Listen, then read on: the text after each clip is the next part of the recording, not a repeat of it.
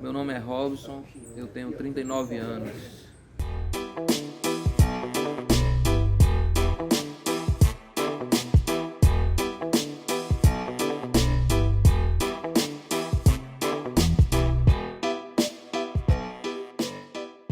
Minha experiência com comércio informal é algo que vem de família, né? Eu iniciei realmente minhas atividades como comerciante informal em 2006, mas minha avó era comerciante informal no centro do Recife, meu tio, minha tia também era comerciante informal, vendia cafezinho na Ceasa, né? Aos 12 anos de idade, meu pai ele me apresentou a possibilidade de montar um fiteiro para mim na época, né, para colocar em um ponto de ônibus e eu trabalhar. E na época eu jovem, eu tinha a expectativa de me tornar um jogador de futebol. Até brinquei com meu pai: "Você tá doido, começa e negócio de fiteiro, eu vou ser jogador". E aí passou-se o tempo, né? Eu, aos meus 19 anos, tive a oportunidade do meu primeiro emprego com carteira assinada, onde eu trabalhei na Biblioteca Pública do Estado durante 3 anos e 6 meses, né, de carteira assinada. E aí, nesse processo de saída dessa empresa, eu fui montar uma copiadora para mim, né, que seria inicialmente na casa da minha sogra e tal. E aí teve algumas dificuldades nesse processo. Eu tive a minha moto roubada, né? E dentro desse processo houve a separação do meu pai e da minha mãe e tal. E o recurso que eu tinha dessa saída dessa empresa para montar o meu negócio não foi o suficiente de imediato para isso acontecer. E aí passou-se mais um tempo, eu acho que um ano e pouco, até que em 2006 para 2007 eu tive uma oportunidade, né, de montar um negócio na rua que eu nasci e me criei, que foi primeiro com lanche, né? O projeto inicial que eu tinha era trabalhar com copiadora, mas os planos de imediato mudou. E aí de 2006 para 2007 eu passei por essa experiência de vender lanche na rua em que eu morava, né? Foi para recomeçar mesmo. Eu comecei esse lanche com R$ 350, que era o salário mínimo da época, e foi exatamente a última parcela do seguro-desemprego da empresa que eu saí. Então se deu aí a minha entrada, né, na informalidade. Esse processo do lanche durou aí quase um ano, né, eu trabalhando com essa atividade. Quando eu estava pensando que as coisas estavam se organizando, eu sofri as primeiras ações da prefeitura, né? Alguma coisa aconteceu e aí eu comecei a receber visita da Secretaria de Controle Urbano, né? Fui notificado. Vale ressaltar que essa barraca funcionava na calçada da minha casa, numa rua sem saída, né? Uma rua que consta até hoje como calçada há 3 vezes, né? E nunca houve calçamento nessa rua, mas a prefeitura descobriu essa rua para poder retirar o meu equipamento, né? Eu fui notificado e aí começou também o processo de perseguição, né, do poder público, né, em cima dos trabalhadores informais. E aí eu comecei a perceber que o que minha avó sofria, meu tio, minha tia, né, de perseguição, quando eu era jovem eu ouvia falar, mas não tinha a noção do que era. Comecei a ter conhecimento de fato do que é ser informal. Quando as coisas parecem que estão se encaminhando, aí você vem e recebe do poder público, né, aquele que deveria me garantir os meus direitos, né, o meu direito ao trabalho, o meu direito à cidade. Esse poder público que não fez nada por mim, né, vem exatamente no momento em que eu achava que estava me, me organizando. Eu venho e sofro a intervenção do poder público naquilo que era o meu sustento na época, né? E aí eu tive que retirar essa barraca de lanche da frente da minha casa, né? E nesse processo de fechar, eu passei ainda alguns meses sem saber o que fazer, não conseguia outro emprego e nem tinha recursos para recomeçar outra coisa. E aí surgiu uma oportunidade com uma pessoa que tinha trabalhado comigo na época, na mesma empresa, e ela também saiu dessa empresa que eu trabalhei, e parte da indenização dela ela recebeu em equipamento, né, em máquinas de copiadora. E aí a gente conversou, foi feita a proposta, eu aceitei e a gente começou junto esse processo de copiadora lá na calçada da UFPE, né? Foi quando eu cheguei, onde hoje eu tenho o meu equipamento. Isso era 2007 já, né? A barraca que eu utilizava para vender o lanche, eu desloquei para lá, para esse local. Então eu trabalhei, eu acho que mais uns 2 anos, né? Tranquilo, sem problema nenhum. E nesse processo dos 2 anos foi quando entrou a prefeitura de João da Costa, né, que migrou de João Paulo, onde a gente não teve problema, mas entrou a prefeitura de João da Costa e aí começou a surgir notificação em todo canto lá no bairro, não só nas barracas da UFPE, como também na Várzea, na principal da Várzea, no Hospital Barão de Lucena, Hospital Agamenon. Então foi uma série de notificações que a prefeitura de João da Costa saiu em todo canto notificando comerciantes informais. Foi um processo que antecedia a Copa do Mundo na época, né?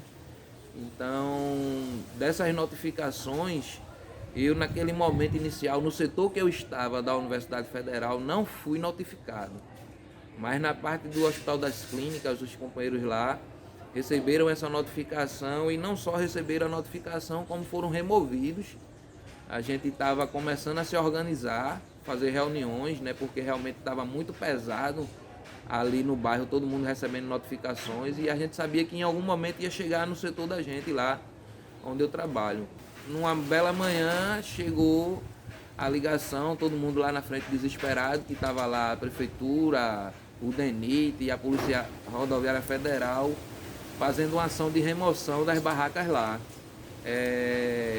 Eu fui para lá em apoio aos companheiros de lá do HC, e nesse processo a gente tentou ainda reagir lá para poder manter as barracas no local, e foi onde eu levei 5 tiros de bala de borracha, né? A Polícia Rodoviária Federal utilizou bomba de gás lacrimogêneo e tal, deu vários tiros, várias pessoas saíram feridas de bala de borracha, e enfim eles concretizaram essa remoção.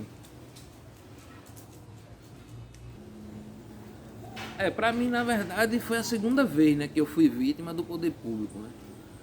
Foi a segunda vez, porque eu tinha perdido o meu direito ao trabalho, o meu espaço na frente da minha casa, como eu já contei. E fui para lá, para a calçada da universidade, justamente por isso. Eu sabia que o processo era de limpeza de todo o entorno da universidade. Consequentemente, aquela ação que estava acontecendo lá na frente iria chegar em mim também do outro lado, né?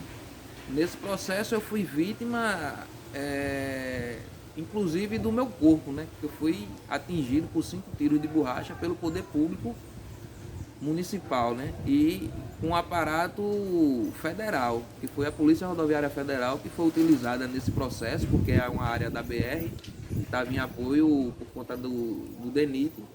Então eu fui atingido por todos os poderes, municipal e federal. Então isso é uma coisa que você, como cidadão, como uma pessoa que está tentando defender seu direito ao trabalho, é muito difícil de você compreender como é que você, por querer trabalhar, é tratado da forma que a gente foi tratado ali. Não só eu, como vários companheiros e companheiras foram atingidos da mesma forma por bala de borracha. Quando todo mundo foi notificado, a gente começou a tentar reunir os trabalhadores e as trabalhadoras do entorno da universidade para tentar justamente se defender junto, né? Eu tinha sido vítima por estar sozinho em uma rua, não tive muito o que fazer, tive que retirar minha barraca. Lá a gente contava com aproximadamente 150 barraqueiros, né, espalhados por todo o entorno da universidade, e a gente tentou juntar essas forças para justamente tentar garantir nosso direito ao trabalho. Então, dentro desse processo aconteceu a retirada, e aí foi onde o processo da associação ganhou ainda mais força, né? as pessoas que não foram atingidas nessa primeira retirada realmente viram que era real a possibilidade de todo mundo ser retirado. E aí, em seguida, essa retirada, a gente marcou uma reunião, e dessa reunião a gente tirou um ato que foi fechar todas as barracas, né, e fazer uma caminhada, uma marcha contornando toda a universidade. E aí a gente contou também com a ajuda dos estudantes, né? Os estudantes fizeram um protesto dentro da universidade pedindo a volta das barraquinhas e tal. A gente fechou todas as barracas do entorno da universidade e marcou um ato, uma caminhada, todo mundo com camisa. A gente providenciou camisas da associação e a gente conseguiu mobilizar mais de 150 pessoas, né? A gente contou com a ajuda dos fornecedores também. Inclusive não teve aula na Universidade Federal, coisa que o sindicato dos profissionais da universidade fazem greve e nunca conseguiram parar a universidade ao ponto de não ter aula. Então a gente, com a paralisação do comércio informal, a universidade no seu entorno ficou totalmente deserta, né, nesse processo, e não teve aula nesse dia, né? E desse movimento para frente, a associação realmente ganhou força, ganhou consistência, e hoje a gente tem mais de 10 anos aí de União dos Barraqueiros da UFPE. Uma luta justa, uma luta que não é nossa, a luta da sociedade que fica calada porque tem medo de enfrentar o governo, porque tem medo de perder o seu salário, sabe que está certo o que está acontecendo aqui, mas não vem defender o povo, defende a política injusta pro outro que merece.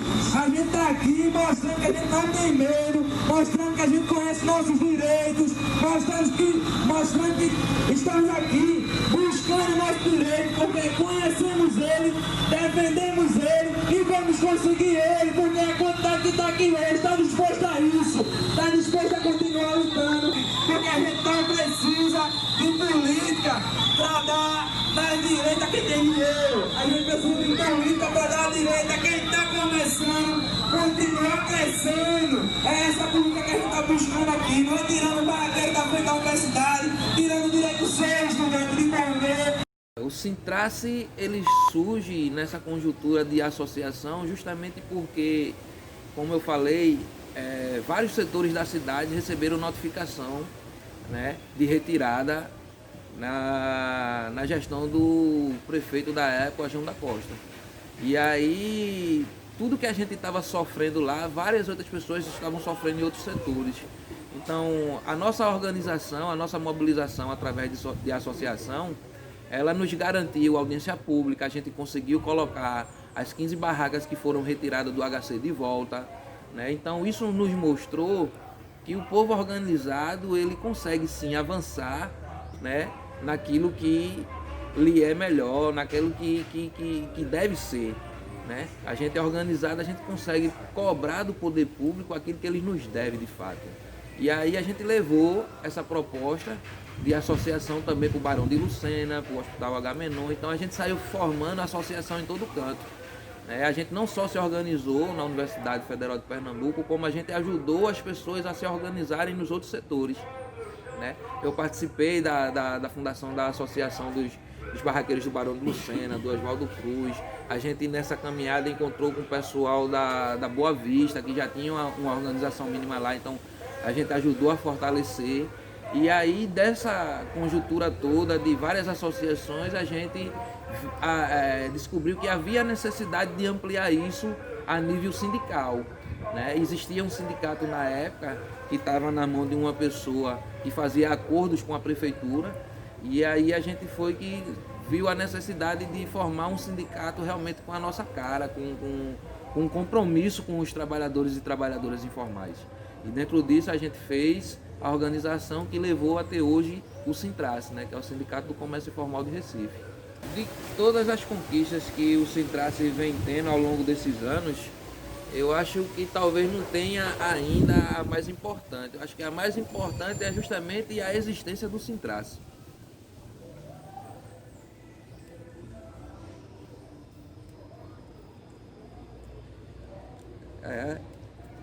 De todas as conquistas, realmente o Sintrace, ele supera todas as conquistas que a gente teve até agora, porque se não existisse esse sindicato, eu acredito que praticamente não existia comércio informal, mas em local nenhum. E das conquistas materiais que a gente tem, hoje a gente tem a Conde da Boa Vista, né? Hoje a gente tem a possibilidade dos quiosques da Universidade Federal de Pernambuco. A gente tem projeto de todos os hospitais, Barão de Lucena, H-Menor, coisa parecida. São conquistas que não são concretizadas de fato como a gente gostaria que fosse, né? Por isso que eu não vejo nenhuma dessas conquistas como a grande conquista.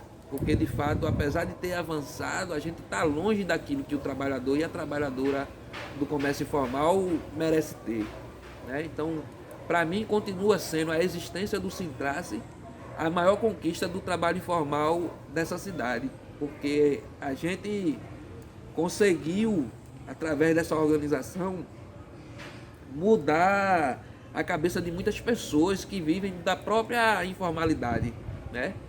E agregado a isso, a gente vem conseguindo mudar a cabeça de quem está à frente do poder público municipal. A gente venceu a gestão de João da Costa, a gente está terminando a gestão de Geraldo Júlio, né? Então é muita luta, é muitos lugares que a gente conseguiu reverter situações de arbitrariedade do poder público.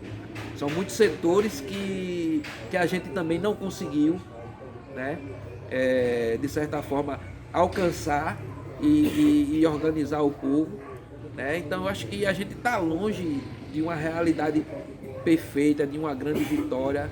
Eu acho que temos muito ainda pela frente e acho que tem muita coisa para ser construída a partir dessa informalidade. Eu acho que, para mim, isso só vai ser considerado realmente algo como uma grande conquista quando os direitos que a gente tem na Constituição, que é o direito ao trabalho, à saúde, à moradia, à educação, eles forem de fatos concretos na vida de todas e todos, sem que a gente precise todo dia lutar para reafirmar algo que já é constitucional, porque é isso que o Sintrace faz, é tentar reafirmar aquilo que já existe, é tentar garantir o direito ao trabalho a nível municipal, onde ele já é garantido a nível nacional. Isso é direito de todo cidadão e toda cidadã brasileira. E as prefeituras, não só de Recife, mas de todos os lugares, fazem questão de não olhar, de não levar em consideração, de não colocar em prática. Eu acho que quando eu tinha 12 anos, que meu pai me apresentou a possibilidade de fazer um fiteiro e me colocar para trabalhar, que eu disse, oxe, tá doido, que negócio de fiteiro?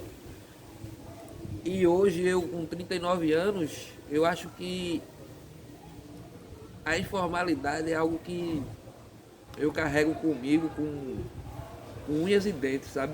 Hoje eu consigo olhar para a informalidade, lembrar da minha avó, lembrar de tudo que meu tio, minha tia já passou, né, para ter e ser quem são hoje, e olho para mim e vejo para o futuro, né, talvez a informalidade como a grande oportunidade do meu filho, porque a política de hoje é de destruição de direitos, a política de hoje ela nega os direitos de todo cidadão ao trabalho, à educação, então está cada vez mais difícil, né, para quem está começando. Eu tenho um filho de 8 anos, e confesso a você, hoje em 2020, eu não sei o que é que vai restar para o meu filho depois de uma política de congelamento, né? E aí a gente tem mais 18 anos pela frente de corte no orçamento de saúde, de educação, né? A gente tem reforma trabalhista, né? Onde se retira todos os direitos trabalhistas e não existe emprego para todo mundo, e os empregos que tem praticamente não servem mais para nada. Então, a informalidade, ela é para mim a grande porta para os oprimidos desse país, é a grande porta que a gente não pode deixar que o poder público nem ninguém tente fechar, porque no final pode ser a única solução para os pobres desse país, sobreviver sem ser escravizado. E é por isso que, para mim, hoje, a informalidade ela tem que ser defendida com unhas e dentes. A camisa diz tudo. É resistência e luta.